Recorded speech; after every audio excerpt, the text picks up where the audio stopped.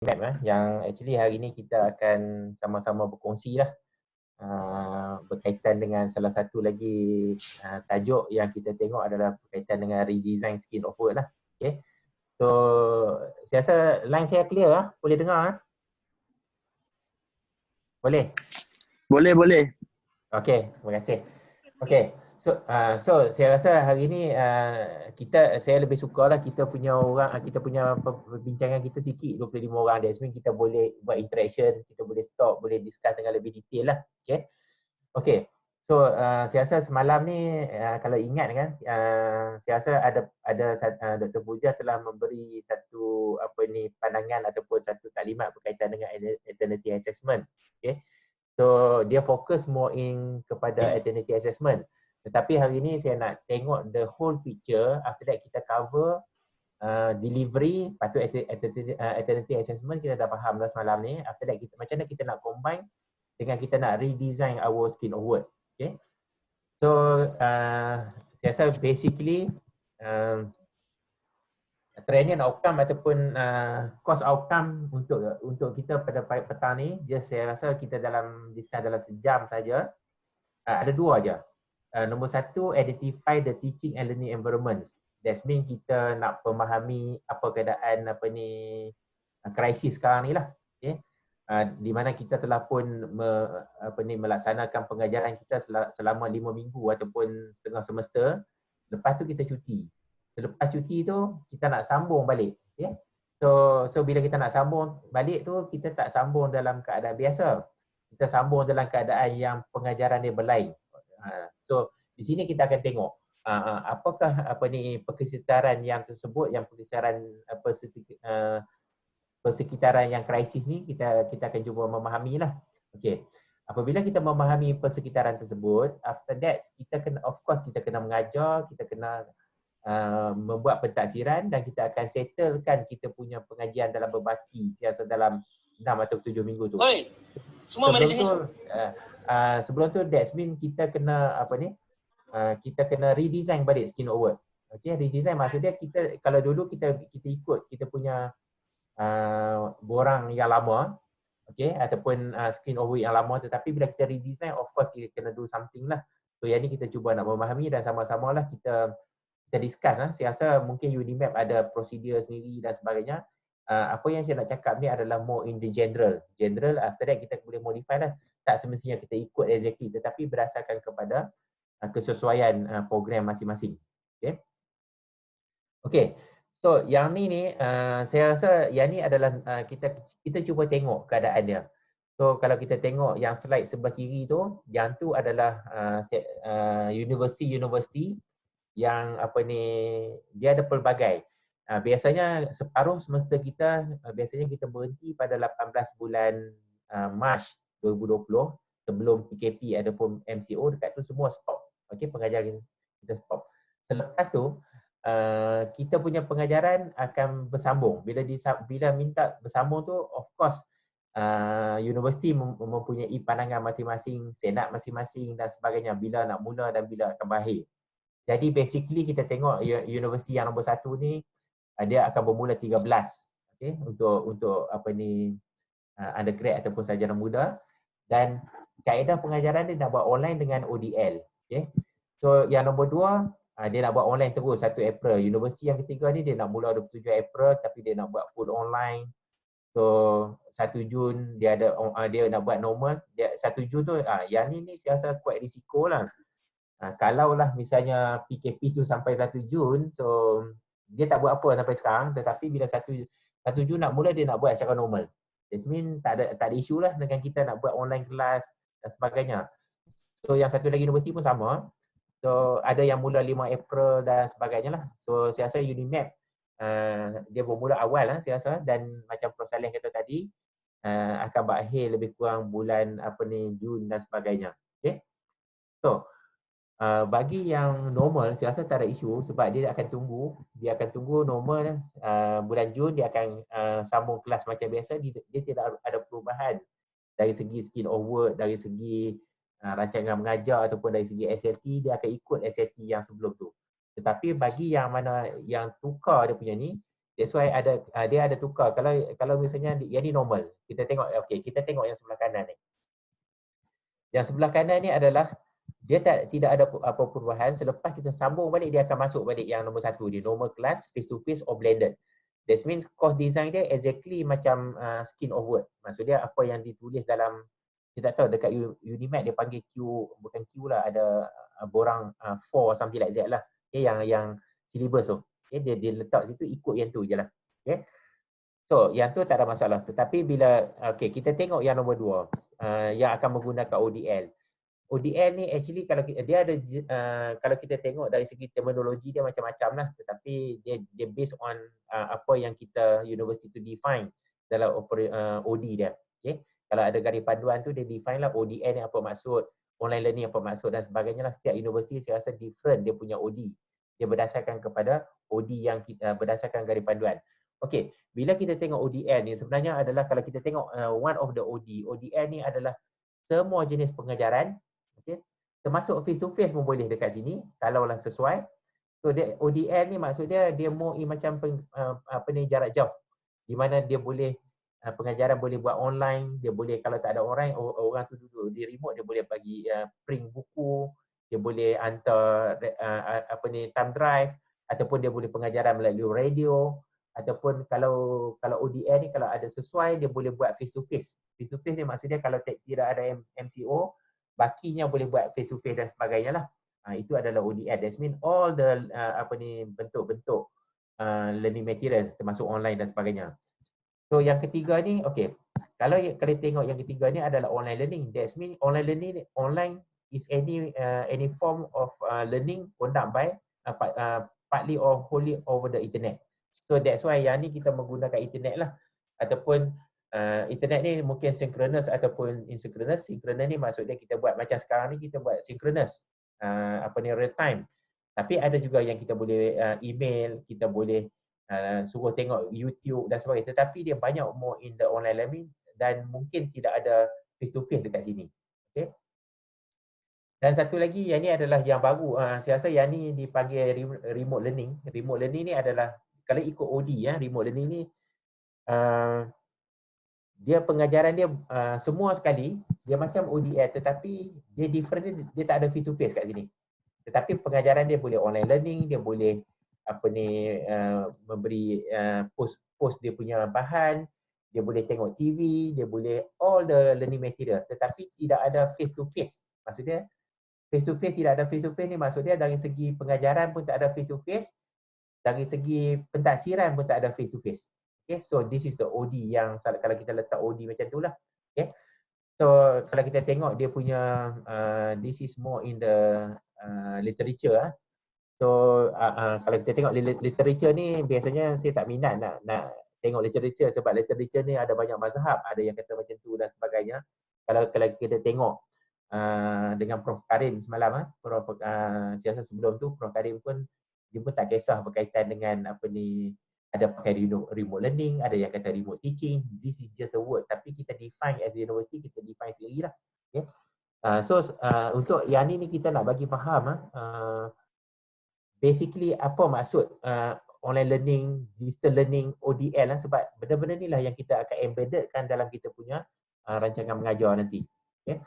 So yang ni kalau kita tengok, kalau different online learning dengan digital learning, dia ada 3 kat sini literature. Nombor 1 dari segi distance, dari digital learning dari segi location, keyword dan location. Kalau online learning sometimes they call e-learning, student can be together. That means dia more in boleh letak lecturer tu dia boleh duduk dalam kelas, dia ada face to face dekat situ, at the same time dia boleh buat di luar kelas dan sebagainya. Tetapi kalau digital learning ni student work online at the home dan teacher dia bagi assignment dari segi locationnya. Tetapi kalau online learning mungkin pelajar dengan lecturer boleh bersama ataupun pelajar dengan lecturer dia boleh separate. Tetapi kalau biasanya digital learning ni biasanya kebanyakannya pelajar di luar ataupun pelajar di luar atau di rumah dia dan sebagainya, lecturer dia bagi bahan through online. Okay. Yang kedua adalah dari segi interactionnya. interaction online learning dia involve person, dia more in blended. Maksudnya bila kita interaction, kita boleh interact secara synchronous ataupun segera ataupun macam kita buat ni real time. Tetapi dalam masa yang sama kita boleh buat blended juga. Blended that means ada masa yang kita pergi dalam kelas. Okay? Tetapi distance learning ni biasanya dia akan dari segi interaction dia, of course interaction secara jauh. That means pensyarah duduk di sini, student duduk di rumah dia ataupun di office dan sebagainya. Satu lagi dari segi intentionnya online learning ni dia design, dia combine variety teaching method lah, macam-macam teaching method, tetapi distance learning dia deliver instruction, dia biasanya online ataupun teaching style dia berbeza lah, cara more in distance learning. Okay. Satu lagi yang bawah ni adalah ODL. ODL ni senang lah kita tengok dari segi dari segi pengajian jarak jauh lah. Di mana kalau pengajian jarak jauh ni dia semua bentuk pengajaran. Kalau biasa pengajaran jarak jauh ni biasanya pertemuan dia sikit. Pertemuannya kalau kita kata 14 minggu, pertemuan dia 4 minggu je. So 10 minggu lagi dia buat dalam metod-metod yang lain. Metod dia mungkin dari segi memberi bahan through online, bagi buku, bagi thumb drive. Kalau yang remote area tu dia sampai dia boleh tengok TV1, boleh tengok radio kan, all the learning material. Kalau kita tengok TV semalam berkaitan dengan sekolah Kementerian Pendidikan Malaysia, especially yang sekolah rendah dan sekolah ni, dekat TV pun dia ada announce, ada channel yang kita boleh mengajar melalui TV dan sebagainya. Ini adalah more in ke konsep distance learning, di mana pelajar tak boleh dapatkan akses internet dan sebagainya lah. Okay. So yang ni kita kena faham tiga lah. So saya tak tahu kalau di Unimap saya rasa dia memilih antara online learning lah, ataupun saya tak tahu, ataupun mungkin kalau ada face to face mungkin dia akan masuk konvensional dan sebagainya lah. Okay. So yang ni teaching in digital age, kita tengok face to face ada, boleh ada kelas, kita boleh buat flip antara face to face dengan online, hybrid ni campur sekali, dan fully online distance. Yang ni kalau misalnya kita ada internet. Okay. So this is the sedikit pemahaman antara OL, DL, ODL. Walau bagaimanapun, saya rasa bila kita buat garis panduan dalam universiti, dia tertakluk kepada definition literature ni. Dia tertakluk kepada, biasanya kita letak operational definition ataupun OD je. Bila kita letak apa maksud kita nak gunakan OL, lepas tu kita letaklah apa maksud OL yang related dengan apa yang universiti kita nak, saya nak kita lulus. Okay, saya ambil contoh macam dekat sini. Biasanya bila kita decide benda tu, of course kita kena tengok dari segi lecturer kita. Walau apa bentuk pun kita nak buat online learning ataupun distance learning ataupun open distance learning ataupun remote learning, kita kena tengok dua. Adakah lecturer bersedia, ada kemampuan ataupun dan sebagainya. Kita tak boleh tengok the whole university. Kita kena tengok based on the cost tu sendiri. Sebab kita tengok kalau whole university tu kalau ada 800 kursus, kita tak boleh pukul rata 80 kursus tu sama aja. Dia kena tengok individu kursus. Kursus ni okey, kursus ni tak okey. Contohnya macam kursus engineering for example. Ada kursus sains sosial, dia tak payah buat tak payah panggil makmal. Assessment contoh, okey. So dia kena sains sosial dia boleh buat online dan sebagainya. Tetapi bila engineering, of course dia nak kena tengok bawa masuk makmal, dia kena buat assessment makmal. Jadi kita kena design differently. That's why kita tak boleh tengok. Contohnya macam tak sesuai untuk engineering, contoh, okay? Untuk kita online kan. This is yang kita tengok, yang kita kena design dia punya skin of work. So, kalau kita tengok, saya bagi contoh, contohnya macam di UM. Di UM kita akan gunakan konsep remote learning. Okay? Apa maksud remote learning ni? Remote learning ni kalau ikut OD UUM yang berdasarkan keputusan Senat UUM, so kita akan melaksanakan pengajaran start daripada, kalau ada grad daripada 27 April sampailah bulan habis bulan Jun ataupun Julai dan sebagainya, sampai pentaksiran. So kita akan buat all type of the teaching delivery. Maksudnya kita ada online, kita boleh buat webback, kita boleh buat Zoom, synchronous, tak synchronous, assessment pun macam-macam, semua boleh buat. Kecuali kita decide tak ada face to face. dalam masa tu je. Okay. So kita boleh hantar pen drive, boleh buat macam-macam, all the method, tetapi tidak ada face to face. Yang tu risikonya adalah kita tak mau risiko, kita panggil student balik. So untuk makluman di UUM sekarang ni ada 5,000 student. Okay. So kita akan tengoklah sama ada student tersebut akan dihantar balik 14 lepas NCO ni, dan semuanya akan duduk di kampung dan sebagainya. So teaching method yang akan berlaku adalah secara online, kalau ada email, cara Webex, cara Zoom. Kalau moderate punya ni kita pakai WhatsApp, Telegram, SMS, semua sekali. Kecuali satu je, kita tak ada face to face. Face to face ni sama ada dalam bentuk delivery, teaching and learning, ataupun dalam bentuk pentaksiran. Pentaksiran ni that means student dia tak boleh balik dah, dia tak boleh balik, kemudian dia nak buat final exam face to face ataupun nak buat presentation face to face. Itu adalah dasar yang kita buat lah. Of course dia akan ada beberapa problem. Contohnya dari segi kita ada accounting dekat situ, accounting professional body dia minta exam cara macam mana, itu akan dibincangkan dengan lebih detail lagi lah. Okay. So saya rasa yang tu. Then the next ni adalah apabila kita nak buat keputusan tersebut, of course kita kena tengok all the guidelines. Okay. Of course kita tak dapat guideline daripada KPT. Kalau UUM dia ada UUM punya guideline, kalau UNIMAP dia ada UNIMAP punya guideline berdasarkan pada keputusan Senate. Dalam masa yang sama kita kena tengok MQA. So kalau ada professional body dia ada ASSB, ataupun kalau engineering dia ada BEM, ada yang ada MBOT dan accounting, CIMA dan sebagainya. Actually apa yang kita buat ni, of course kita berdasarkan kepada guideline ataupun decision yang kita buat.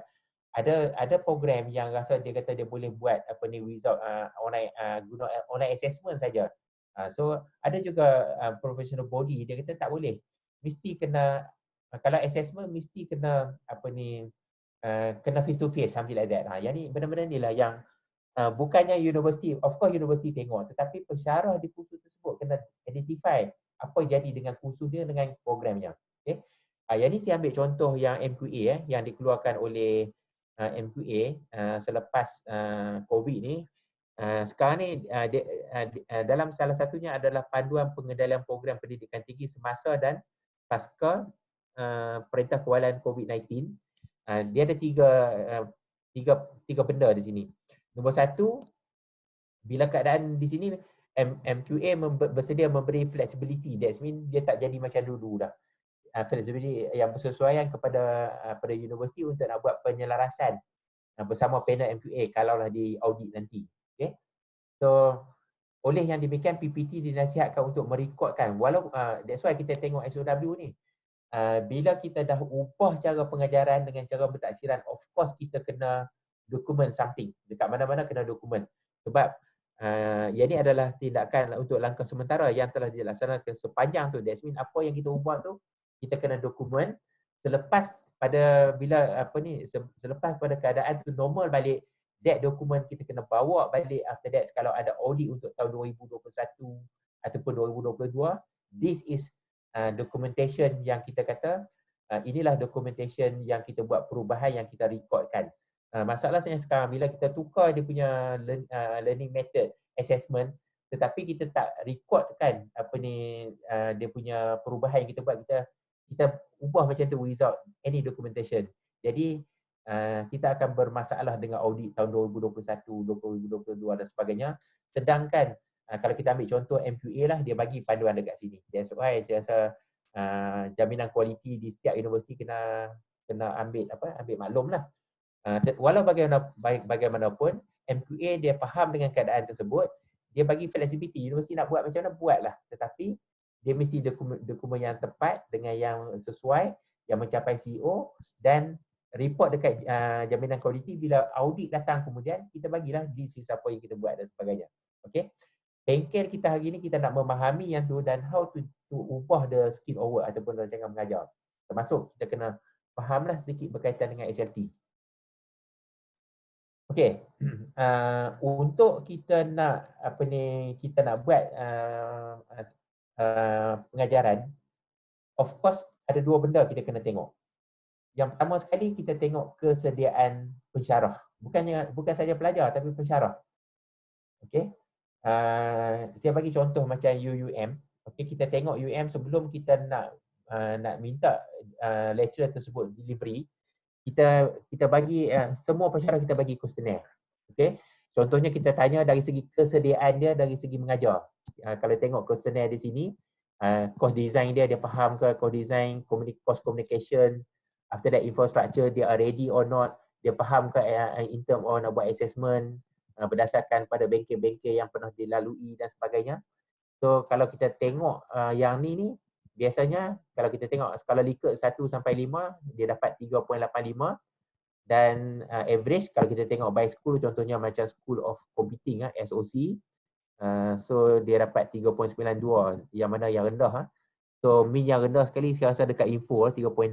Kita boleh tengoklah all the ni. Okay. Walau bagaimanapun kita tengok walaupun dia dapat skor macam ni, saya berpendapat bila dia hantar kuesioner ni adalah masa 18 bulan yang everything is okay. Okay. So dalam keadaan tersebut saya rasa dalam keadaan tersebut kita akan tengok dari segi infra, dari segi notebook, dari segi internet yang lecturer tu sendiri. Okay. So yang tu yang kita perlu tengoklah. Okay. Okey, di peringkat student pula, di peringkat student kalau kita tengok kita ada lebih kurang 18,000 student. So dekat situlah kita akan tengok apa jadi dengan student tu. Ada student yang no profile. No profile ni kita tak boleh trace lepas 18 Mac.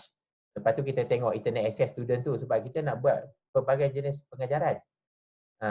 Dari segi good, moderate, low ataupun tak ada connection langsung. Dari segi infra kita kena tengok dari segi variety, dari segi kumpulan B40, teaching environment dia macam mana dan sebagainya lah, mental health dan sebagainya. So lecturer juga, saya difahamkan lecturer bukannya semua ada komputer yang bagus. Ada dia balik rumah, dia tertinggal komputer dan sebagainya lah, benda-benda yang kita akan tengok sebab dua-dua readiness ni perlu untuk kita design apa yang perlu buat. Okey, yang ni saya rasa saya nampak macam Unimap ada satu kekuatan di sini. Sebab kita nak tengok trace internet ni, Unimap ada attendance system. Dari segi pensyarah dengan pelajar dia boleh detect, okay? Pensyarah dengan pelajar dia pakai GPS, especially kita tengok pelajar lah. Okay, that means seorang pensyarah tu kalau dia ada 30 student, dia boleh tahu student tu duduk dekat mana dan sebagainya. Dan dia boleh predict ataupun dia boleh anggarkan kalau dia duduk area Kuala Lumpur, of course internet dia bagus dan sebagainya. That's why dia senang merancang. Tak perlulah dia buat kuesioner. Di sini ada kuesioner dan sebagainya. Yang ni kuesioner tak jawab pun susah kan. So saya nampak dekat Unimap kekuatannya di situlah. Sebab dia boleh understand the learner. Lepas dia understand the learner kat sini ni, kita boleh input design for the learning lah. Sama ada student ni dia ada banyak method lah, sama ada dia different style dan sebagainya. Okay, tapi yang kita bincang semalam ni yang berkaitan dengan learner yang pelbagai tu. So different learner, different learning style, different assessment dan sebagainya lah. Okay. So saya rasa dekat sini saya stop dulu. Mungkin saya akan buka untuk perbincangan sebelum saya pergi slide yang seterusnya. Kita nak understand, ada apa-apa soalan tak yang nak tanya?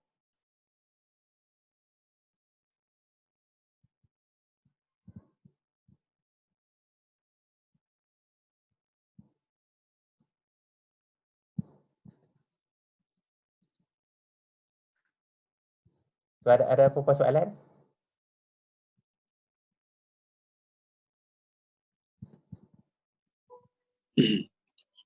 Dia apa-apa kalau tak ada procedure ni, mungkin dia orang tak tahu kat mana nak cari tu kot, button kot, ataupun belum ada soalan lagi tu Ustaz. Belum. Okey, alright. Okey. Saya proceed, nanti kita boleh bincang lah. Okey. Ataupun boleh post soalan dekat chatting kan. Boleh lah. Okey. So tak apa, kita proceed dulu. Kita tengok okey. Okay, yang tu bahagian pertama, at least kita faham dia punya environment, kita pergi nak understand the learner dulu. Okay.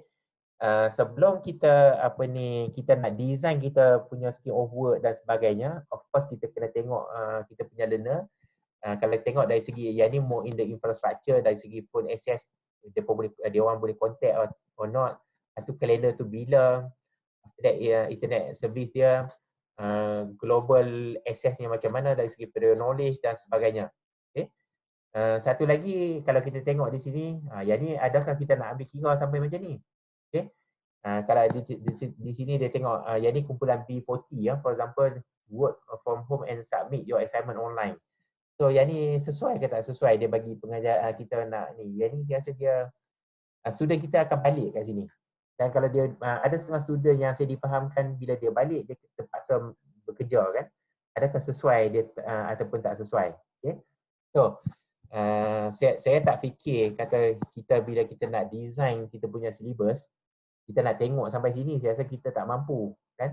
So it depend to ni lah perbincangan dengan student lah. Okay. So kalau kita tengok yang ni adalah kes-kes yang lama lah. So ini contoh-contoh lah. Kita nak consider or not. Tapi bagi my personal opinion, biasa kalau memang dah teruk sangat dah, tak payah teruskanlah student tu minta gugurkanlah kursus tersebut, dan kursus tersebut mungkin dia boleh ambil semasa depan dan sebagainya lah. Walau bagaimanapun dia terpulang kepada pelajar tersebut lah. Okay. So saya rasa masa kita nak design learning, mungkin kita tak perlu tengok sampai peringkat ni lah. Walau bagaimanapun dia depend kepada kreativiti pensyarah tersebut lah. Okay. Saya bagi contoh macam mana kita nak design syllabus. Sebelum kita design syllabus, kita kena tengok sebab design syllabus ni, kita design syllabus untuk COVID ni aja. Dalam masa tempoh 2-3 bulan ataupun 2 bulan je lah. Sebab yang ni lepas tu kalau misalnya kita doakan akan NCO sampai tahun depan lah. Okay. So kita nak settlekan kita punya pengajian hingga 2 bulan 3 bulan ni lah. That's mean design tu just untuk khusus kita aja dalam masa tu. Masa kita design, kita tak boleh design terus. Kita kena tengok kemampuan student tu. Okay? Ataupun kemampuan lecturer tersebut. Jadi ini contohnya lah. Contoh. Macam contohnya dalam kelas saya lebih kurang ada 60 pelajar. Okay? Kalau di UM, saya rasa yang ni face to face memang tak ada dah. Okay? In campus memang dia orang tak datang. Jadi kosong. Tak ada pelajar sini. Kemudian dari segi strong internet. Dari segi strong internet, saya dapat data, kita katakan 30 orang strong internet. Apa yang kita buat, kita boleh follow weekly schedule, kita boleh buat synchronous, asynchronous, kita boleh buat online. Yang ni tak ada masalah. Sebab dia ada strong internet, dia boleh dapat ke semua sekali lah. Dari segi moderate internet ni, contohnya kita boleh buat asynchronous. Asynchronous ni mungkin macam kita bagi email, kita bagi dalam LMS kita, mungkin moderate internet, mungkin pagi dia boleh student kita boleh access, petang mungkin tak boleh kan. That's why tapi kita rasakan dia akan access dalam masa seminggu 2 minggu. Kalau tak boleh mungkin malam boleh access. That's why kita bagi asynchronous. Video pun kadang-kadang dia boleh tengok. Kalau yang macam ni group ni tak ada masalah lah sebab dia boleh buat webex macam kita buat sekarang. Tetapi ni student macam lain. At the same time kalau case macam ni, kalau kita buat synchronous ni just in time. Just in time ni maksudnya boleh buat synchronous ataupun real time, tetapi mungkin dalam masa yang pendek saja. Sebab kita kena consider dari segi dia punya internetnya, dari segi dia punya dari segi dia punya masa dia, data plannya dan sebagainya lah. Dalam masa yang sama juga dia boleh menggunakan WhatsApp yang kalau kita tengok, saya rasa sebelum tu ada Prof Karim, dia bagi taklimat how to use WhatsApp tu, boleh gunalah all the method. Okay. Kalau kita tak bernasib baik, okay, 5 orang student kita ni, yang 5 ni dia tak boleh, dia very remote lah. So yang ni lah kita terpaksa kena buat method-method yang lain lah. Kita kena print, kena post dia punya bahan dan sebagainya lah. Ataupun kalau worst become the worst, minta dia gugur lah kursus ni. Tapi kalau dia komplain susah lah. So that's why kita kena understand learner kita. Kalau macam saya ambil contoh kes saya kan, kes saya bernasib baik sebab kes saya mengajar student master. Banyak student student Arab, student lain dan sebagainya. Bilangan student saya pun ada lebih kurang 10-15 orang. Semua saya duduk dekat sini. That means saya kena design satu learning style lah. Sebab satu ni, yang lain 2 ni tak perlulah. Tetapi kalau student pensyarah tersebut tidak bernasib baik ataupun dia terpaksa melalui banyak proses, dia kena design 3 scheme of work. Contoh. Okey, yang ni okey, sebelum kita design scheme of work, saya rasa ni seperti biasalah kita kena faham apa yang kita buat dalam silibus. Kita kena ada kurikulum. Kurikulum ni lah yang kita ada borang-borang CLO letak kat situ dan sebagainya. Kemudian how we deliver, how we assess. Masalahnya sekarang ni, kurikulum ni kita dah ada, tetapi sekarang ni kurikulum kita dah berubah ataupun teaching method kita dah berubah disebabkan oleh ketidakupayaan kita nak selaraskan teaching method. Sebab ada setengah student ada tempat lain, ada setengah student tak dapat access internet dan sebagainya. That's why teaching method kita dah berbeza. At the same time, the assessment juga perlu berbeza. Okay? So, yang ni saya rasa, of course, walau bagaimanapun, untuk program akademik kita tak boleh lari daripada outcome based. Di mana kalau boleh, student yang tahun lepas ataupun semester lepas dia punya PAR ataupun benchmarknya kita mengajar semester ni, walaupun keadaan sekarang dia punya PAR tu adalah sama dengan outcome-nya. So, yang ni adalah proses. Saya rasa sebelum kita nak tengok, kita nak buat scheme of work, nombor 1 kita ada 1, 2, 3, 4 fasa di sini. Nombor 1 kita perlu memahami learning outcome, levelnya dan sebagainya, topik mana, berapa masa, SLT-nya dan sebagainya. Kemudian kita study the topic and learning outcome, kita combine, create the activity dalam tu. Gunakan verb kalau kita katakan to identify CLO-nya 1, C1 dan sebagainya. Learning outcome dia lebih mudah lah. Tapi kalau C6 tu create, of course kita kena tengok topik mana nak create, apa kalau ni activity-nya dan sebagainya. Okay. So yang nombor 3 ni kita kena design. Bila kita buat design learning activity, engagement dengan learning activity tu, kita require untuk activate learning outcome ni lah. Mungkin kita boleh gunakan formative assessment dan sebagainya. Dan last sekali mungkin kita nak ambil grade, kita tengok summative assessment dan sebagainya. Okay. Okay, so yang ni saya rasa saya tak mau bincang banyak berkaitan dengan learning theory ni, tapi basically just untuk ni, learning theory ni dia ada 3 behavioral, kognitif dengan konstruktif. Boleh tengok, boleh Google, boleh tengok dalam website dan sebagainya. Kalau dia relate dengan learning task, kalau behavioral ni apa learning task yang sesuai, dia memorize, training people, dia ada different. Kalau kognitif ni more in the kognitif. So, apa learning task yang kita boleh bagi, problem solving dan sebagainya. Kalau konstruktif ni dia more in the case study. Okay. Yang ni saya rasa, yang ni kita kena faham lah. Yang ni adalah teori. Dan untuk future model in higher education, of course, komponen-komponen teacher, dia kena ada komponen teacher, dia kena ada bahan, delivery method sama ada face to face, synchronous, asynchronous, masanya, dan last sekali dari segi student pun kena faham. Kalau dia student, kalau ada professional student dan sebagainya lah. Saya rasa slide ni dapat membantu kita nak mendesign, nak mereka bentuk scheme of work. Okey, yang ni saya rasa saya nak terang sikit. Yang ni saya akan fokus kepada online learning. Source-nya daripada Meta. Meta saya rasa saya dah banyak kali membentangkan lah slide ni. Cuma kita nak cuba memahami dari segi Meta, walaupun yang ni saya rasa soal daripada Meta yang kita dah bincang apakah online learning. Yang ni kita fokus online learning, bukannya face to face dan sebagainya. So, dalam online learning dia ada 2 part. Okey. Satu yang tengok yang belah kiri ni adalah synchronous, yang belah kanan ni adalah asynchronous. Secara mudahnya synchronous ni adalah, kalau bahasa Melayu dia panggil segerak. Yang ni dia panggil tidak segerak. Synchronous ni segerak maksud dia adalah more in real time. Macam sekarang ni saya buat adalah more in real time. Okay. Okay. Dekat sini ada 3. Ada 3 part. 3 part. Okay. Apa yang saya buat sekarang ni, saya pakai Zoom. Okay. Ataupun pakai Webex ataupun video conference. Kalau saya mengajar lebih kurang 1 jam di sini, dia bersamaan, SFT-nya adalah bersamaan dengan 1 jam dia mengajar di dia mengajar di cara face to face. Ataupun dia bagi video saja ataupun audio. 1 jam saya bagi audio lebih kurang. Sebab pengajaran saya sekarang ni adalah sama, di mana sama dengan face to face. Biasanya face to face, bila dia pergi mengajar, dia tak pergi ke konten tu sendiri. Dia akan tanya apa khabar, bagaimana dengan hari ni. That means dia benda-benda tu benda yang berlaku normal.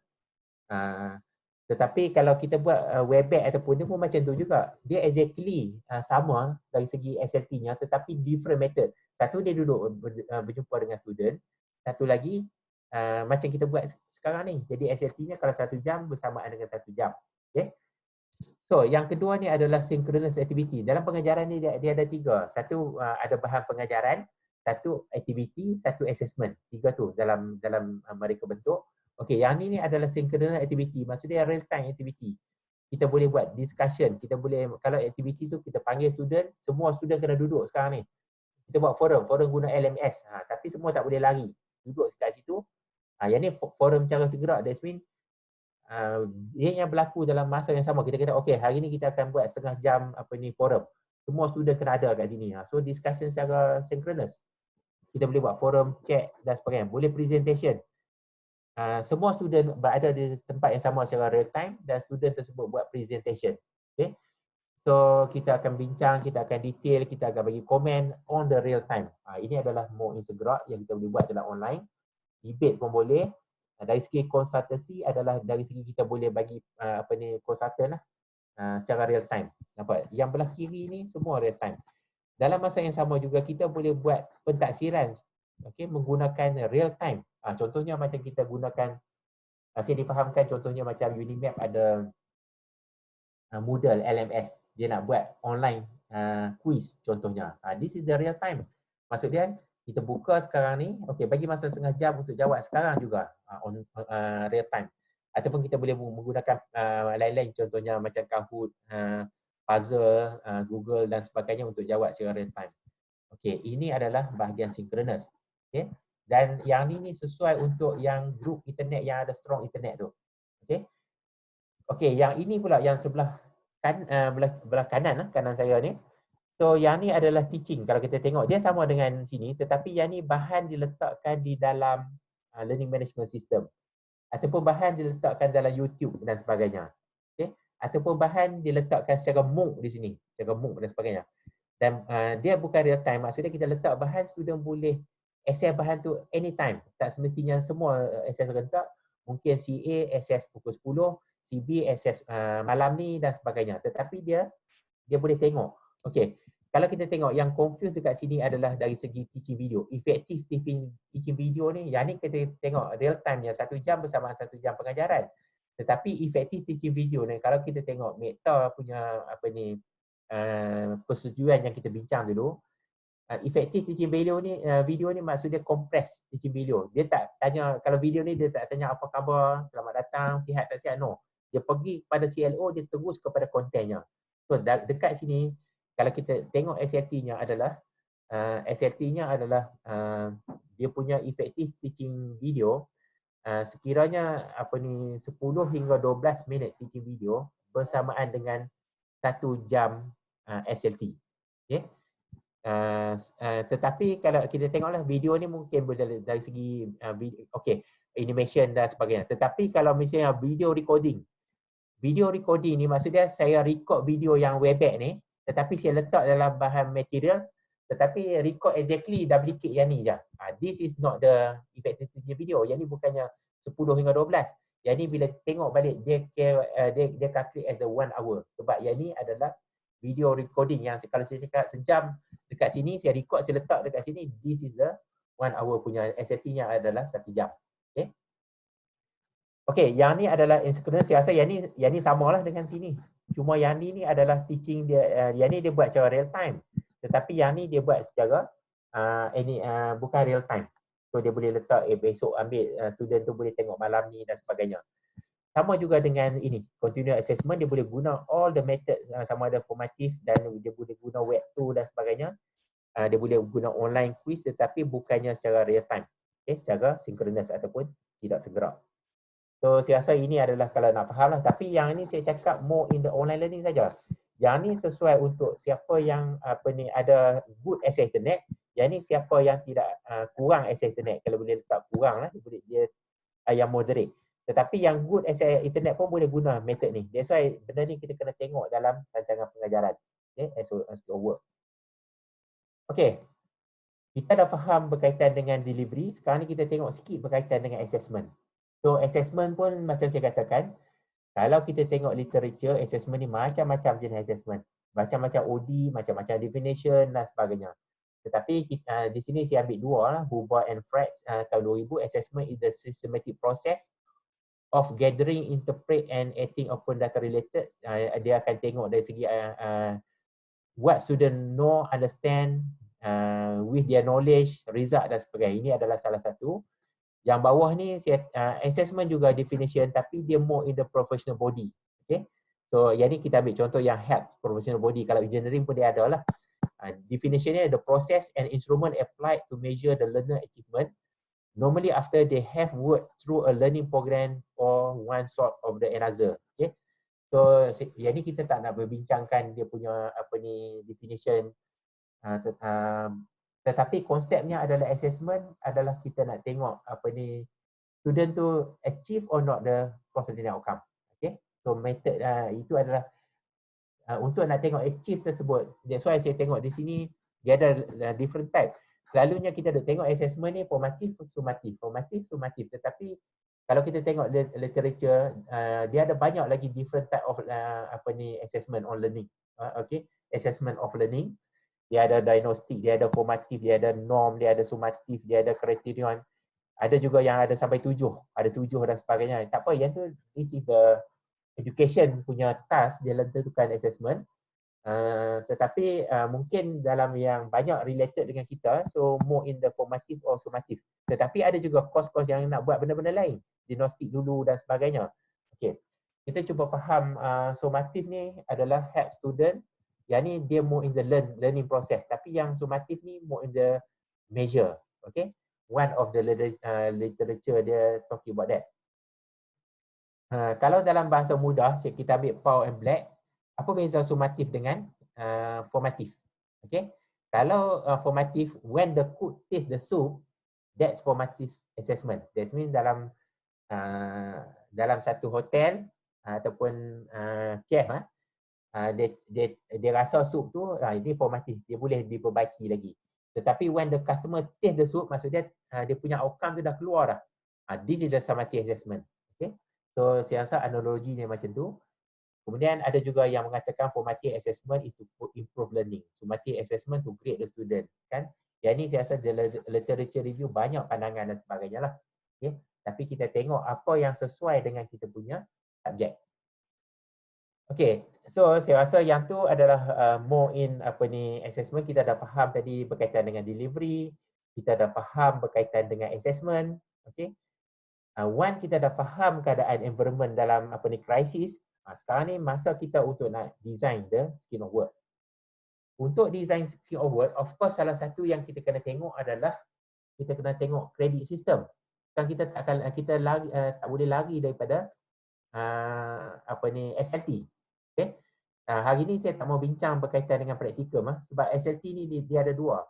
Satu, student learning time untuk kita handle student dalaman yang kita mengajar hari Ahad dia pergi sejam, yang more in the student learning time. Kalau student praktikum yang dia bekerja di luar, contohnya dia bekerja untuk praktikum, dia biasanya dia kerja pukul 8 sampai pukul 5. Dia tak macam student dalam kampus. Yang tu kita akan calculate cara effective learning time. Di mana 8 sampai 5 tu macam mana nak convert balik dalam 4 credit hours, 10 credit hours, 12 credit hours dan sebagainya. Saya rasa fokus kita hari ni kita akan tengok student yang di dalam je. Saya rasa mungkin kita ada session lain untuk kita handle untuk student praktikum, latihan industri dan sebagainya. Ataupun to U to I dan sebagainya. Okay. Basically kalau kita tengok definition MQA 2011, notional hour ataupun SLT ataupun kredit. Kredit ni adalah average learner to achieve the learning outcome through all learning activity including attend formal teaching, lab, work dan sebagainya, self reflection termasuk dengan assessment dan sebagainya. Okay. So daripada definisi ni kita tengok dari segi calculationnya, kredit adalah total student learning time. SLT ni jangan fikir kita mengajar. SLT-nya adalah student punya learning time, bukannya lecturer mengajar. Itu dia punya konsepnya. Banyak mana student dapat ilmu tu. Dia akan bahagi dengan 40. Kalau sini ada 120 bagi 40, 3 credit hours. Okay. SLT must include preparation time, assessment time. Dia bukan note based kita mengajar, dia ada 3. Dia ada 3. Satu, kita mengajar independent learning. assessment preparation, dia ada 4 actually. Apa ni, student get the knowledge, guided learning, independent learning, assessment assessment dalam bentuk apa ni, preparation, assessment dalam bentuk implementation. Okey, yang ni saya nak bagi sedikit sajalah. Okey, macam mana yang kata 40 notional hour tu. Kalau kita tengok student ada 24 jam satu hari. Okay, division time untuk student tu dia ada routine work, self-improvement work. Routine work ni macam dia tidur, dia makan dan sebagainya lah. Okay. Yang kita nak tengok dia punya, kalau self-improvement ni dia ada 2. Satu dia kerja, satu lagi dia study. Kita fokus yang hijau ni adalah SLT untuk yang study yang kita bawa ke universiti. Dalam study ni kita tengok, okay, dalam satu minggu dia ada lebih kurang 24 jam kali dengan 7, 168 jam. Okay. Tetapi SLT ataupun satu notional hour tu yang kata 40 jam kredit, satu kredit 40 tu, that means dalam seminggu tu 40 jam saja dia gunakan untuk self study. Itu maksud dia satu kredit bersamaan dengan 40. 40 ni 40 jam. Kalau kita tengok diligent dengan very diligent, diligent ni adalah pelajar yang paling rendah sekali lah, yang paling minimum dia punya belajar. Yang ni very diligent yang paling rajin, tetapi MQA dia ambil yang notional hour-nya adalah 40 ni. 40 ni dia ambil kat sini. 40 ni bermaksud satu kredit 40 jam belajar dalam masa seminggu. Okey, kalau kita nak convert kepada 2 kredit contohnya adalah 2 kali 40, 80. 3 kredit, 3 kali 40, 120. 4 kali 4, 160 dan seterusnya 200 jam kredit dan sebagainya. Okey. Okey. Kita bila kita faham yang tu, kita tak lari daripada mereka bentuk silibus. Yang ni saya tunjuk silibus yang ni adalah silibus yang terbaru yang saya rasa dikeluarkan 2000 MQA dikeluarkan 2018 rasanya, dan yang kita tengok format silibus pun berbeza dengan silibus yang dulu. Okay. So basically yang ni mungkin tak nampak, saya nak relate sikit yang ni lah. Saya rasa yang ni adalah dari segi silibus. Apa yang kita kena masuk data dekat sini adalah nama course, sinopsis dia, nama pensyarah, semester dia mengajar semester mana, credit value-nya 3 ke 4 kat sini, after that CLO-nya, dia punya apa CLO yang kita nak guna, after that dia mapping CLO dengan PLO.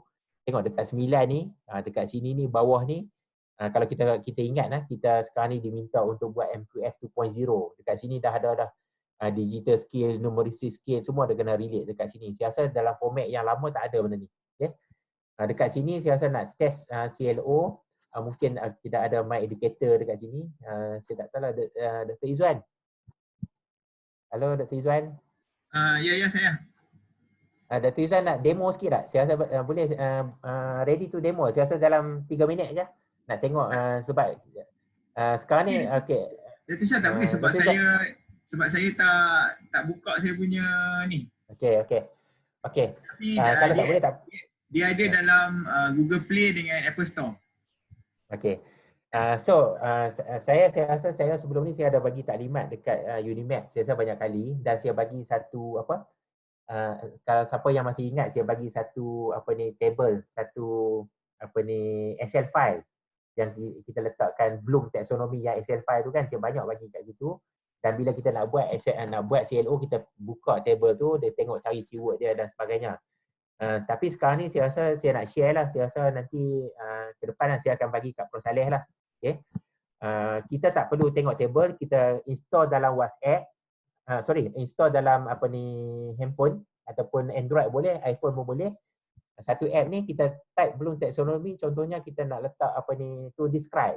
To describe dia bagi C berapa, A berapa, ada ke tak ada, betul ke tak betul, dia bagi yang ni dia more detail, dia exactly macam dalam table Excel file yang saya bagi, tetapi yang ni kita boleh bentuk dalam bentuk handphone lah. Handphone dia sebenarnya tak perlu tengok table lah. Yang ni kita guna untuk nak tengok CLO ni, nak design CLO. Dan harap-harap CLO tak ada lagi to understand yang kita tak boleh measure all those things.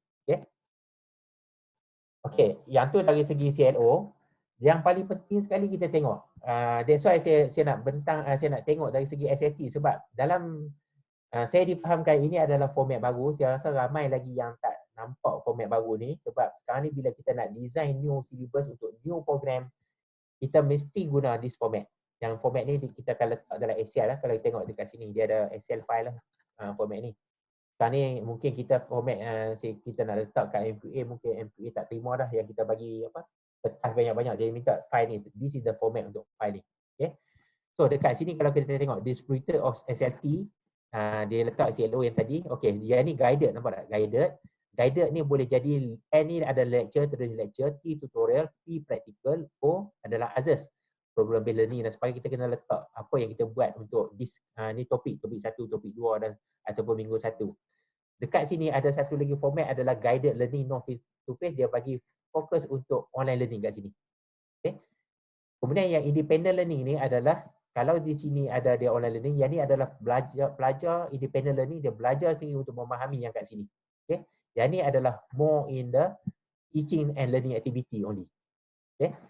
So yang bawah ni adalah assessment. Nampak tak? Assessment dia bagi dua. Satu continuous assessment, satu final assessment. Continuous assessment ni yang kita buat pembentangan dan dia pecah dua ni. Kalau pecah ni dia percentage dia akan 20%. Yang ni yang saya kata tadi ni. Dia ada dua part lah. Satu dari segi implementation, kalau kita ada presentation for example. 10% presentation, that means pelajar tersebut kena present lebih kurang 20 minit dekat sini, tetapi dia prepare, dia kena sedia bahan, dia kena tengok PowerPoint, dia cari bahan, dia PowerPoint dia bagi cantik dan sebagainya, mungkin dekat sini 2 jam. Jadi untuk 10% pembentangan ni, dia perlukan lebih kurang 2 jam 20 minit. For example, SAT-nya adalah 2 jam 20 minit. Campur semua ni, dia akan dapat detail lah berapa markah dekat sini. Kalau sini 60, sini 40, 40 ni contohnya final exam. Final exam biasanya kalau dia buat 3 jam, dia duduk depan kelas untuk final exam dan saya rasa dalam 10 jam dia kena baca buku untuk jawab final exam. Jadi bila campur sini, basically kalau dalam 3 jam kredit, total di sini adalah 36 jam, total di sini adalah 84 jam, 84 campur 36 jam bersamaan dengan 120 jam kredit bahagi dengan 40, ini adalah untuk 3 credit hours. Okay. So saya rasa benda-benda ni kita perlu faham sebelum kita design apa ni scheme of work. Okay, saya ambil contoh yang ni adalah source daripada Magnetic Noble. Kita cuba tengok satu CO ataupun satu course learning outcome. Okay. Yang ni saya ambil yang engineering. Saya rasa yang ni maklumat ni daripada UTHM lah. Yang memang ini course yang betul UTHM yang letakkan dalam garis pandang Noble lah. Dan Noble ni adalah National Outcome Based Learning Education lah. Dekat sini kita tengok kita cuma ambil satu CO saja, C4. Nampak sini total dia, kita kalau kita katakan 3 credit hours, of course 120 jam. Okey. Tetapi dalam ni mungkin dia ada 2 CO, dua course outcome. Sini 72 jam, yang berbeza lagi mungkin another 60 jam tapi dia buat benda lain lah. Tapi saya nak fokus satu CO je. Apa yang kita nak calculate SAT untuk 1 CO. CO-nya dia kata analyze. Analyze ni C4. C4 adalah cognitive. Okay, that's why cluster 2. Kalau dalam NQF2, LOC Learning Outcome Cluster 1 adalah knowledge understanding. Cluster 2, LOC 2 adalah cognitive, problem solving cognitive, dia letak kat sini. Okay, C4. Biasanya bukan mesti ya. LOC 1, C1 dengan C2. Okay. Tetapi bila masuk kepada hot yang kata hot dan sebagainya, high HOT ya. High order thinking tu, dia biasanya letak dekat sini yang C3, C4, C5, C6. Tapi untuk kognitif dia tak ada. Saya tak tunjuk efektif ni baru kognitif C4 ni. Okay. So macam mana dia mengajar? Dia buat tutorial, dia buat mengajar 42 jam ni, dia buat untuk 42 jam ni termasuk independent learning dengan guided learning. Okay. Dari segi assessment pula 5 jam adalah 5%, 3 jam dia buat preparation dengan implementation. Quiz dia buat implementation. Contohnya quiz ni mungkin dia jawab 20 minit tapi prepare 2 jam 30 minit. Okay. Dapat 5 markah. Test ni dia buat test mid-sem, lepas tu dia ada project, lepas tu dia ada written exam. Okay. Tetapi yang ni adalah untuk mencapai C4 ataupun course learning outcome ni dia memerlukan 72 jam. Specific task, student need to analyze open channel flow characteristic. Ini adalah task-task yang dia kena buat lah. Nampak tak? Tiap-tiap satu ni dia dah tahu dah SLT dia, apa assessment, dan benda ni lah yang dia boleh support dekat sini. Kalau kita tak faham yang ni, susahlah kita nak masuk, kita nak design syllabus, kita nak masuk yang detail ni. Sebab yang ni saya rasa yang dulu ni dia tak detail kita nak masuk data dekat sini untuk kita nak hantar new program syllabus ni. Susahlah kalau kita tak faham yang ni. Okay. So yang ni saya ambil contoh yang engineering ataupun hydraulic dia punya ni, science and technology. Yang ni kita ambil contoh yang effective value pula. Effective ni A4 kat sini A4. So synthesis stakeholder, dia synthesis ni A4, kita tengok yang effective value. Cluster 3B adalah interpersonal skill. Dia punya project base, dia deliver method untuk dapat efektif. Dia bukan cognitive ni minda, efektif ni hard. Okay. So assessment dia more in the hard ataupun effective value dia. So mengajar dia ada project based learning 12 jam. Lepas tu assessment untuk dapat CO yang ini mungkin 4 jam untuk peer review, student dia bagi rubrik, student nilai. Projek ni pun dia bagi rubrik dan sebagainya ataupun lecturer akan menilai dan sebagainya, tapi 8/4/12 adalah 24 jam untuk dapat CO ni. Untuk CO lain, dia tengoklah mungkin CO lain untuk delivery dengan ni mungkin 30 jam, CO satu lagi mungkin 60 jam, tapi total kalau 3 kredit, mestilah total ni adalah 120 jam. Okay. Okey, yang ni saya kredit daripada USM. Saya nampak USM share dia punya contoh macam mana nak kira credit hours. Sebenarnya UM pun ada kat sini, tetapi saya ambil contoh yang USM. Yang ni, that's why saya kata yang ni very subjective, depend to the domain knowledge and level of assessment. Tapi ini cuma garis panduan yang kita boleh tengok lah. Contohnya kalau kita nak bagi assignment for example, okay, untuk written assignment so dia tak letak dekat sini lah dia punya, tapi SLT untuk 1000 patah perkataan mungkin 5 jam SLT-nya. Okay. Tetapi this is very subjective. Kalau kita buat bahasa Inggeris ataupun bahasa Melayu, of course 1000 boleh dapat 5 jam ni, tapi kalau kita buat bahasa Arab, dia tak nampak 5 jam sini, mungkin 10 ke 15 jam. That's why it depend to the domain knowledge dengan ni lah, tapi ini just a garis panduan. Kalau project assignment, contohnya RT ni adalah real time kita buat, not real time. Yang ni kita buat secara real time ni maksudnya kita buat di depan lah. Not real time ni kita balik buat di rumah dan kita submit. Okay, project assessment ni maybe the real time 1 jam, preparation 4 hours, total SAT adalah 5 jam. Okay. Dari segi online oral examination pun macam tu. After that dia punya online presentation pun masa yang sama. Kalau kita buat multiple choice, saya nampak dekat sini USM dia letakkan kalau kita buat satu jam, 1 jam dia kena prepare 3 jam, tapi dia tak letak berapa markah kat sini. Biasanya dia relate dengan markah. Dia rasakan dekat sini mungkin dalam 10 markah lah. 10 markah dekat sini dia kena jawab 1 jam, dekat sini dia kena prepare 3 jam. Dia punya learning time-nya adalah 4 jam untuk 10 markah tersebut.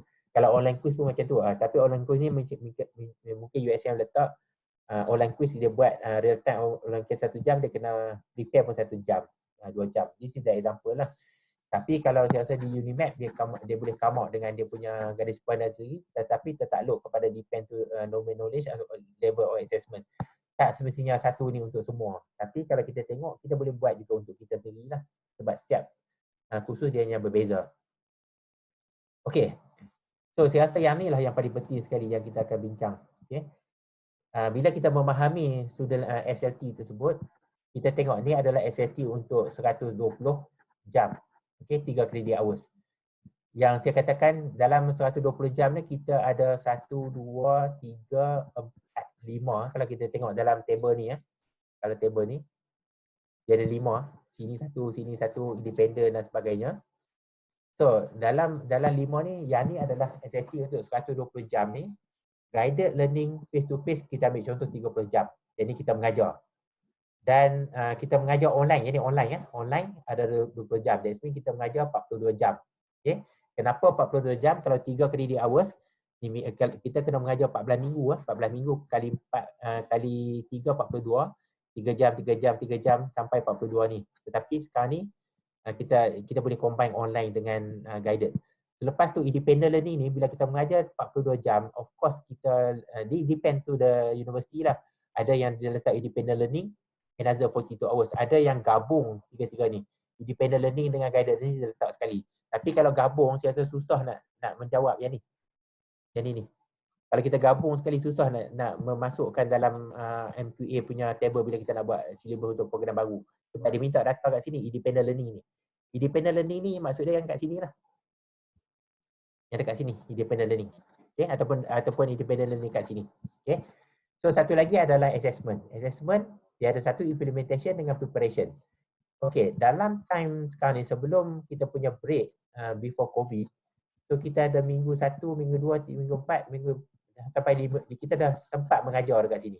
Di mana kita dah settle dekat sini lebih kurang saya rasa 5 kali 3, 15 jam dah settle. Dengan CO saya tak tahulah topik berapa dan sebagainya. Independent learning pun kita dah settle dan kita kalau kita bernasib baik kita dah sempat bagi kat student quiz ke assignment ke dalam 10 hour, 10 jam contohnya. That's mean kita settle. Tapi bila sampai krisis ni, biasa sampai ke 18 Mac ni student terpaksa balik. Dan pengajian kita terpaksa diberhentikan. Okay. Sekarang ni bila selepas COVID semester break ni, saya rasa UDMAC akan masuk 5 April yang dah kena jalan dah sekarang ni. Okay. Kalau UUM dia akan masuk 27 April, kami masih lagi redesign. Okay. So, kita kena redesign. Yang ni of course bila dekat atas ni pengajarannya adalah secara dalam SOW dululah yang ada dalam kita punya borang, dia panggil borang apa, kalau kita panggil sistem OBE kami lah. Okay. Kalau di UNIMAC saya panggil apa, table 4, not table 4, something dia panggil UP, I'm not sure. Tetapi yang ni didokumentkan dalam silibus kita. Okay. Dan dalam didokumentkan dalam silibus, dia bukan dokumen sini, dia dokumen sini pun dia dokumen. Tapi sekarang ni kita kena tukar cara pengajaran kita. Okay. Bila kita kena tukar cara pengajaran, kalau kita tengok dekat sini. Kita tengok di sini. Okey, sini. PPT dia nasihat untuk merekod mengemas-kini sebarang tindakan dengan langkah sementara yang dilaksanakan. Apa yang kita ubah dekat sini, kita kena dokumenkan. That means kita kena dokumenkan yang ini.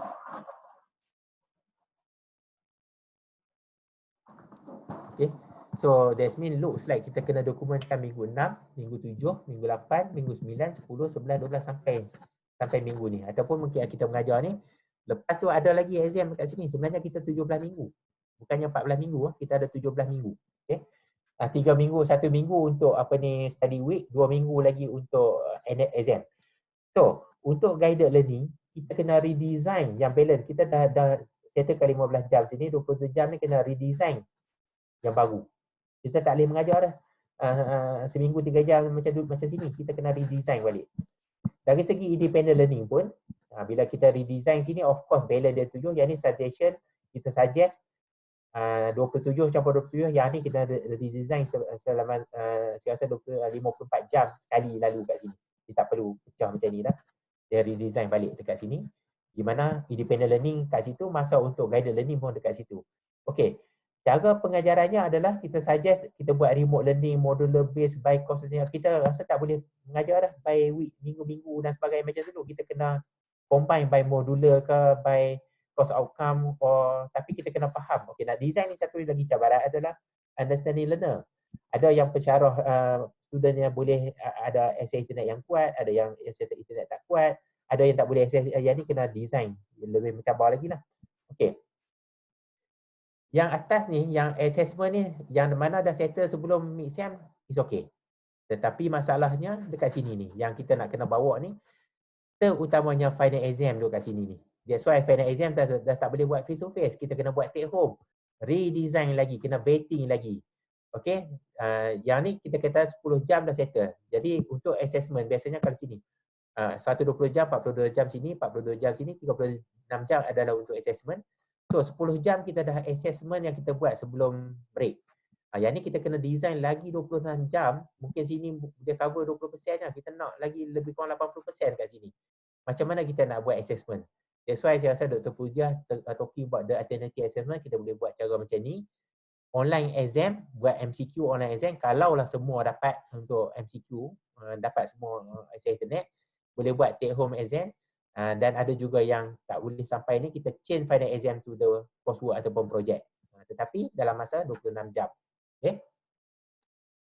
So, seterusnya scheme of work dekat sini. Scheme of work adalah plan untuk define dan sebagainya. So, apa maksud scheme of work? Kita kena, sebab yang kita tengok MQA punya dokumen, yang ni kita dah ada dokumen scheme of work ni. Tetapi bila kita dah tukar dekat sini, of course kita kena tukar dia punya scheme of work ni, tak boleh pakai dah.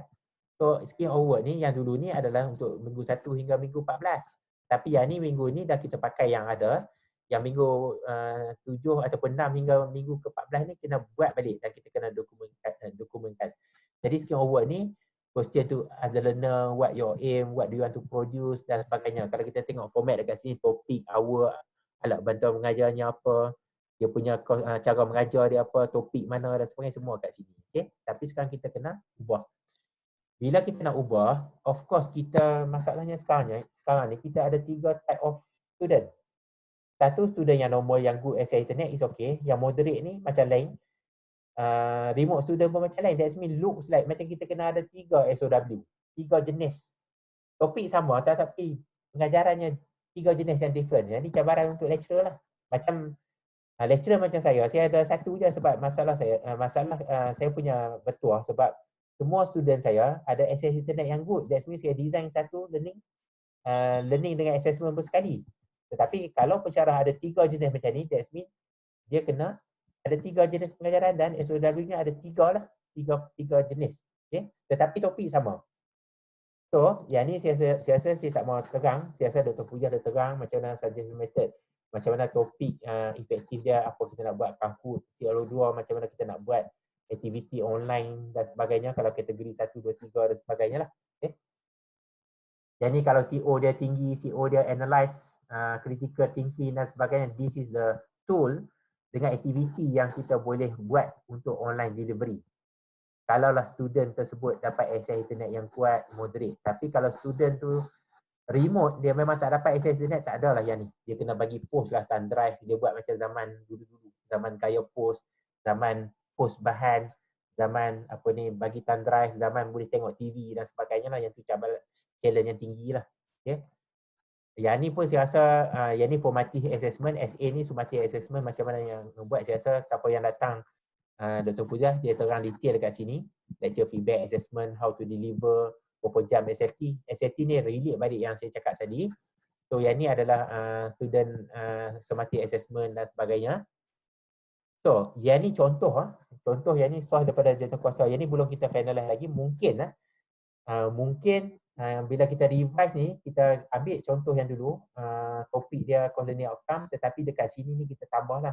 Kategori 1 ni contohnya orang yang student macam ni. Student ni strong internet, yang ni remote. That's why this one lah yang kita akan tengok dan kita kena mengajar 3 cara lah dekat sini. Okay. So satu lagi adalah dari segi original, kita kena tengok student learning time dari segi original dulu macam ni. Macam mana kita letak SLT untuk yang ni kita akan tengok yang ni yang kita nak jawab untuk ni. Jadi kita nak letak berapa jam kita buat continuous assessment, berapa jam assessment, apa jenis dia, sini berapa learning time kat sini kan. So dia sama dengan sini. Okey, dekat bawah ni berapa jam dan sebagainya. Okey. Itu adalah contoh-contohnya lah. So yang ni detail lah berapa jam dan sebagainya. Okey. Satu lagi bila kita kita yang saya rasa 2 ni mungkin saya akan buat satu bengkel lagi, especially untuk UM lah. Kita akan ambil case study yang kita akan tengok satu subjek makmal macam mana, subjek science social macam mana, subjek calculation macam mana, kita fokus this one only. Okay? Macam mana kita nak buat scheme of work untuk yang ni, macam mana kita nak recalculate balik take home exam dan sebagainya yang relate balik yang kita boleh supply ataupun support balik MPA ataupun documentation yang kita buat dalam masa 2 bulan ni je lah untuk kita nak support untuk panel penilai apa jadi keadaan macam tu. Okay. So ada juga yang bertanya berkaitan dengan attendance. Okay. Attendance macam mana kalau misalnya kita bagi online dan sebagainya. Ada juga universiti yang meletakkan bahawa attendance untuk time COVID ni tak perlu attendance. Ada juga universiti macam tu. Okay. Ada juga universiti yang dia suruh record secara manual dan sebagainya ikut budi bicara pensyarah. Dan Kalaulah kita mempunyai sistem learning management system yang baik, so kita boleh guna yang ni. Contohnya macam yang ni adalah contohnya macam open learning. Bila kita, kalau student tersebut dia ambil bahan, dia ajar jawab soalan kuis, dia buat forum dan sebagainya, dia ada tracing kat sini. Dia ada progress dekat sini. Biasanya kalau student dia masuk 100% atau 80% dekat sini, that means student tu mencapai dia punya attendance dia. Dia bukannya macam kita nak kena punch in, punch out. Kadang-kadang punch in, punch out pun bila kita punch dia tidur je. Dia bukan dapat learning outcome. Tetapi attendance yang ni lah yang lebih, saya rasa lebih sesuai lagi sebab kita boleh tengok dia punya aktiviti pelajar. Bukannya dia tengok bahan, dia buat assignment, dia collaborate dengan kita, dia tengok YouTube tapi dia boleh trace apa yang dia buat kat sini. Sama juga dengan sini. Okay? So saya rasa dalam masa 1 jam, saya rasa lebih kurang 1 jam, saya tak nak detailkan. Jadi this is the basic thing yang saya boleh kongsi, dan mungkin juga ada pandangan-pandangan yang lain yang rasa-rasa kita boleh bincang dan sebagainya lah. Okay. Saya stop dekat sini, saya bagi kepada Prof. Saleh. After that Prof. Saleh mungkin boleh moderate untuk FAQ. Silakan Prof. Saleh.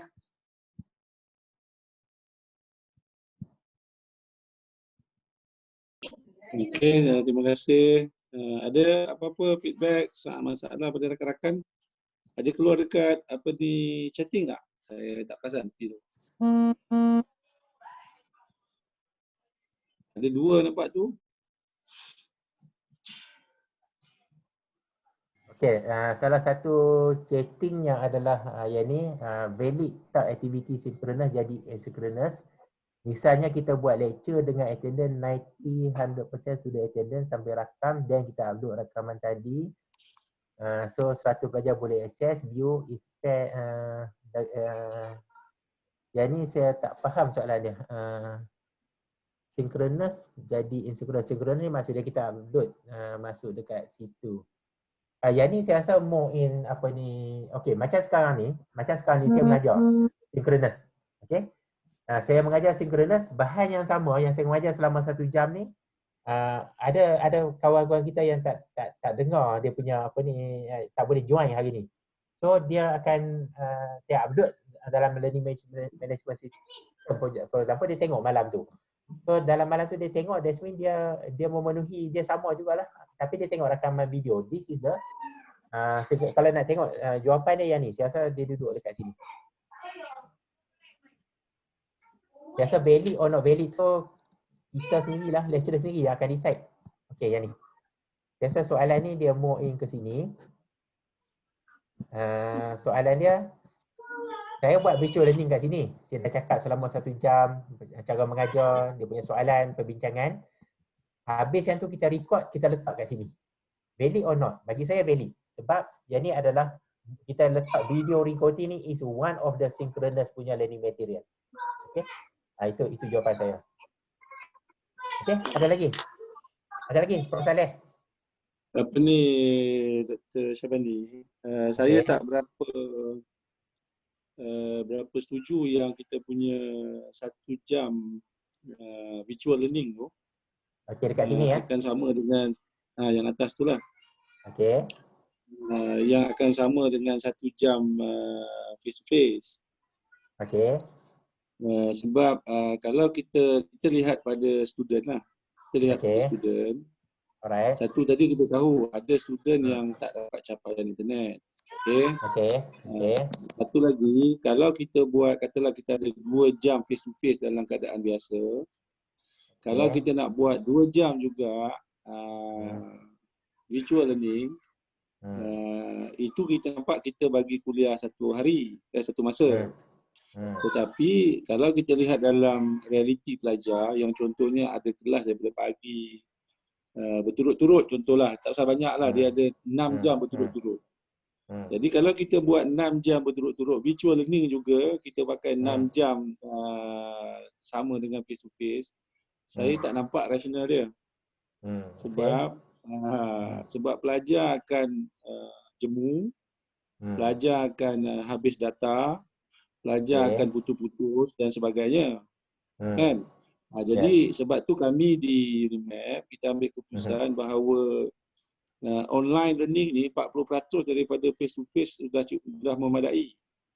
Okey. Maksudnya kalau kita mengajar face to face 1 jam jadual kita, kita perlukan virtual learning dalam 25 minit je. Okey. Jadi ataupun kita campur di antara synchronous dengan asynchronous. Jadi contohnya kita mungkin dalam kita buat virtual learning tu juga kita ada slide macam ni kan, kita ada slide macam ni semuanya. Jadi kita kena plan kita punya pengajaran itu. Kalau 2 jam face to face, sekadar 50 minit cukup. Jadi dalam keadaan yang sama dalam zaman COVID ini, yang 50 minit tu jugalah kita letak dalam LMS untuk pelajar yang mungkin nak tengok semula ataupun yang tak dapat, yang dia punya capaian rendah, supaya dia boleh tengok. Jadi bila kita tengok tapi SLT dia sama tak? Apa dia? SLT dia sama macam tu lah. Kalau 50 minit di sana, sama tak 50 minit kita tak ada editing apa-apa lah. Jadi masalahnya bila kita tengok jadual tu, 1 jam sama dengan 10 minit sahaja. Kan, 1 jam dengan 10 minit kalau kita buat secara tidak segera. Jadi saya nampak keputusan yang kita buat bahawa 1 jam virtual tu sama dengan 1 jam face to face, sebenarnya application-nya tak boleh buat pun. Sebab kita kena lihat keadaan pelajar lah kan. Sebab dalam minggu ni pun ada pensyarah yang dah mula terasa bahawa equivalent virtual dengan online dengan face to face tu memang tak boleh buat. Sebab satu nak tunggu nak apa kita panggil, dari segi datanya, dari segi capaiannya, dari segi putus-putusnya dan sebagainya. Jadi kita rasa kalau katalah kelas kita bermula pukul 10 sampai pukul 12, kita cuma kalau kata 2 jam, kita cuma perlukan 50 minit. Jadi kita nasihatkan pensyarah boleh mula kelas pada pukul 10.30 dan boleh habis pada pukul 11.20. Jadi pelajar ada break sebelum dan pelajar juga ada break selepas. Sebab tu saya rasa bila kita samakan online dengan face to face, logically, rationalnya memang tak boleh berlaku. Sebab tu saya present dekat Senate, 40% of the actual face to face is memadai untuk dibuat secara atas talian dalam zaman COVID ni. Yang 1 hour equal to 1 hour to face to face tu, kalau kita buat yang ODL tu, ODL maksudnya pelajar ada di pusat-pusat yang internetnya bagus, semua ada kat situ, semua nampak kan. Jadi mereka boleh ikut macam PJJ tu. Yang itu barulah kita kata, dan mereka pula buat program mereka selama mungkin 6 tahun kalau untuk degree. Kan? Jadi masa mereka tu satu semester tu mereka cuma ambil 2 kursus atau 3 kursus saja. Jadi kalau 1 jam kuliah sama dengan 1 jam face to face, mereka mungkin 1 hari cuma ada 1 kelas atau 2 kelas saja. Tapi dalam keadaan hari ini, bila kita blended kita punya di antara face to face dengan online, saya tak nampak rasional dia 1 jam sama dengan 1 jam face to face. Itu masalah yang saya rasa pensyarah tak perasan, tapi bila pensyarah buat minggu ini baru dia nampak. Dia kata letihnya mengajar. Lepas tu budak-budak pun dah komplain data habis, kami belum charge bateri lagi, dah nak masuk kelas yang berikutnya. So saya tak fikir bila kita ubah kita punya scheme of work tu, kita kena ambil kira faktor-faktor itu. Sebab tu saya tak setuju virtual learning itu 1 jam kuliah sama dengan 1 jam online. Itu yang saya pertahankan di sana hari tu. Saya lebih suka kalau pensyarah gabung di antara segera dengan tak segera. Contohnya walaupun kita akan ada secara persentasenya 50%, kita boleh buat secara flip classroom. Kita bagi dulu bahan kat student, kita jumpa student dalam 10-15 minit, lepas tu kita bagi guided learning lagi 10-15 minit. So masa yang student habiskan untuk tu sama aja. Sebab contoh macam Dr. Syabani bagi kuliah hari ni kan, 1 jam bagi kuliah. Memang online learning, tidak ada gangguan pun. Tapi kalau dalam keadaan sebenar, face to face, kalau kita buat online, kita akan ada soalan student keluar masuk lah, apalah sebagainya. Sebab tu dia 2 jam tu memang sebenarnya 2 jam pun input kita tak sampai pun 1 jam. Tapi online ni, kalau kita buat online learning 1 jam, input dia macam 2 jam. Yes. Tapi saya tak setuju bila kita samakan online dengan face to face dari segi virtual learning tu. Itu pandangan saya lah. Betul Prof. Dia depend kepada keadaan tu lah. Okay. Kalau kita tengok di sini kan, kalau kita tengok yang 10-12 minit lah, yang ni saya rasa yang ni ketetapan meta yang kita decide dulu. Okay. Yang Prof cakap tadi, virtual learning dia record terus letak situ lah. Okay. Tetapi yang ni dia tengok ni. Kalau dia tengok sini adalah learning material with 1 hour duration. Ni maksud dia yang ni adalah kita panggil effective teaching video macam kita buat MOOC tu. Okay. So dalam MOOC punya garis panduan ataupun ketetapan meta, so yang ni yang kita kata compress. Maksud dia kalau student tu dah tengok lebih kurang 10 hingga 12 minit video yang compress tu, sekali dia tengok tu is equivalent to the 1 hour dia punya teaching sebab dia tak ada ganggu apa lah. Yang ni adalah bukan synchronous, dia asynchronous, maksud dia tengok YouTube dalam masa yang lain dan sebagainya lah. Okey, ini adalah ketetapan yang dibuat dulu, tetapi walau bagaimanapun dalam keadaan COVID sekarang ni, saya tak fikir kita kena ikut yang tu. That's why saya rasa bila kita buat garis panduan COVID tu, dia ada OD dia. Apa maksud, kalau kita tengok yang macam USM buat dekat sini, kita beri contoh, dia come out dengan dia punya OD, barulah dia decide something like this. Yang ni adalah keadaan COVID yang UM, that's why dia can revise lah. Tetapi konsepnya kalau kita tengok dalam keadaan yang normal, konsepnya adalah seperti inilah. That's why saya kata this is no right and no wrong bila kita buat SOW, tapi SOW tu kita kena sesuaikan, macam Prof kata, sesuaikan dengan keadaan. Okey, itu pandangan Prof lah. Okey, ada lagi Prof? Okey. Kau ada rakan-rakan yang lain? Tapi tadi satu lagi soalan dalam chat. Soalan chat.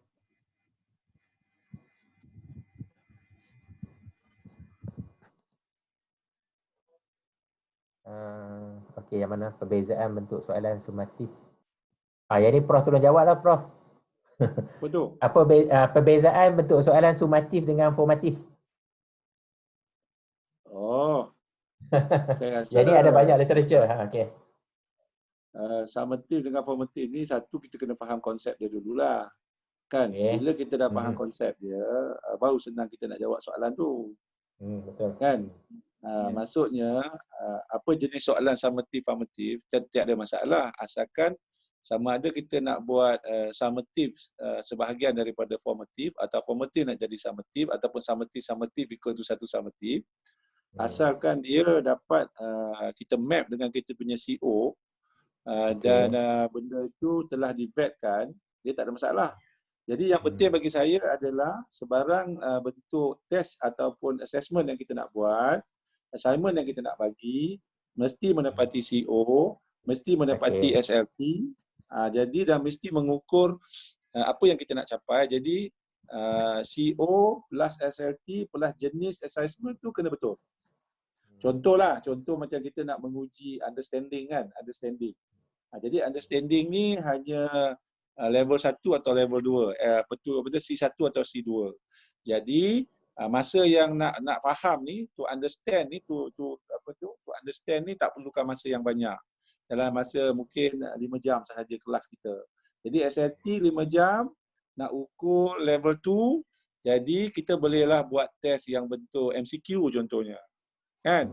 Tetapi kalau kita nak selesaikan, nak buat assessment yang to analyze, mungkin kita perlukan masa lebih lama. Contohnya kita perlukan masa lebih kurang 9 jam.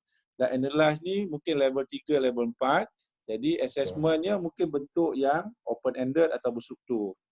So maksud saya jenis ataupun jenis assessment yang kita pilih mesti menepati SLT, mesti menepati CO. Barulah kita boleh panggil dia sebagai summative. Itu sajalah bagi saya. Okay. Boleh tak? Boleh Prof. So ada lagi soalan? Ada soalan lain?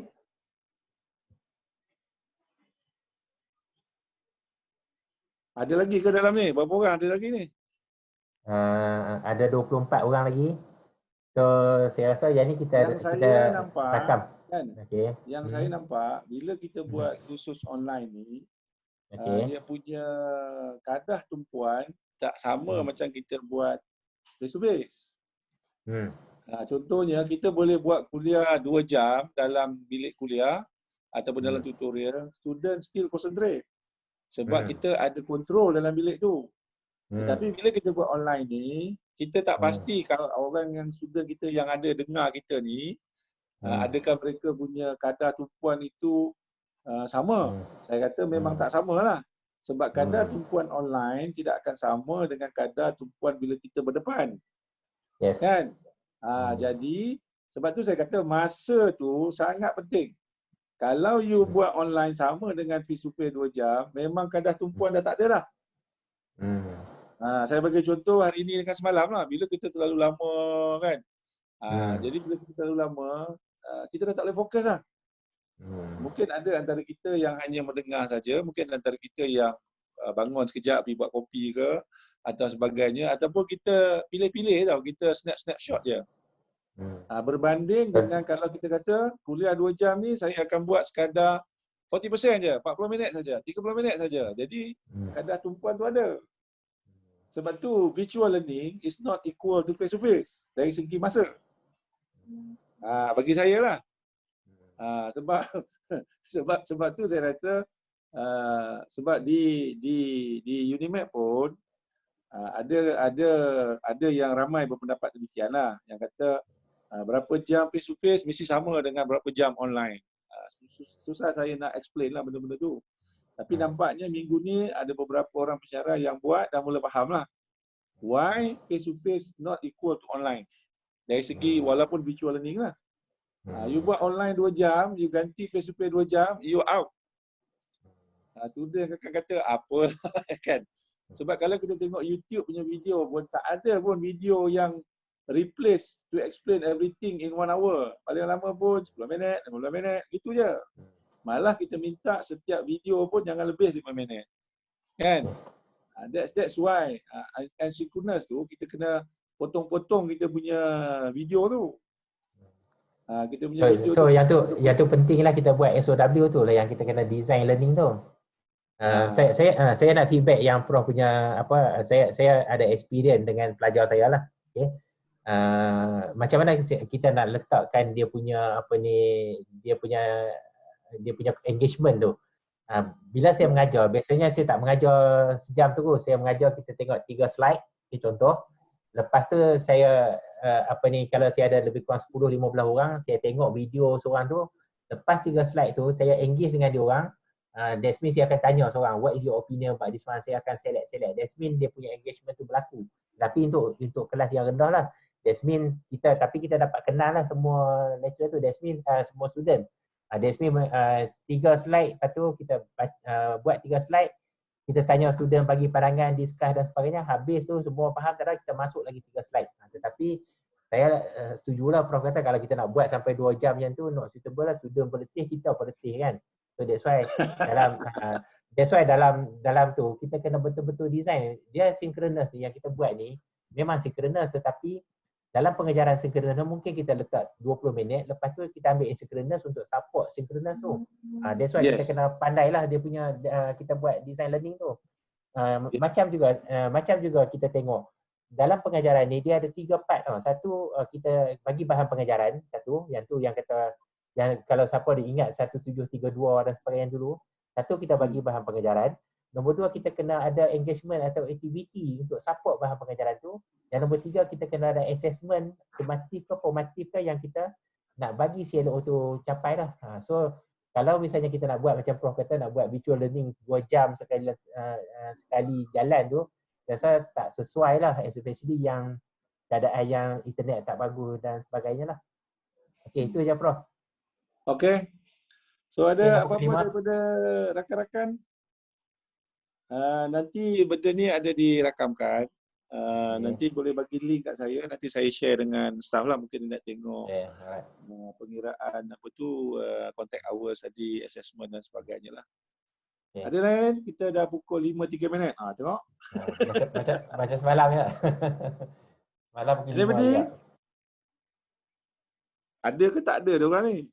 Ada 20 orang lebih lagi. Tapi tak bunyi pun tidur. So saya rasa yang tu je lah Prof. Okey. Okey. So terima kasih pada Dr. Syabani dan juga rakan-rakan yang tunggu daripada pukul 3 tadi sampai ke berpindah pada Zoom dan sampai pukul 5 lah. Saya rasa ada benda yang kita boleh ambil sebagai tindakan untuk kita buat pengajaran selanjutnya lah. Jangan lupa esok kita ada Webex pukul 3 dan pada hari Jumaat kita ada sharing session lah FAQ untuk pengalaman kita buat e-learning pada minggu ini. Saya buka pukul 3 tu open to all lah, mana-mana pesara ataupun mana-mana yang nak share pengalaman, nak cerita sikit. Sebab hari ni pun ramai dah hantar personal PM kat saya cerita masalah tu, masalah ni, masalah tu, masalah ni. Yang kita boleh kongsi lah bersama-sama kan pada hari Jumaat nanti. Itu untuk besok dan juga hari Jumaat. So terima kasih banyak Dr. Syabani dan juga rakan-rakan sekalian. Kita jumpa esok. Selamat minum petang. Assalamualaikum dan stay at home. Terima kasih.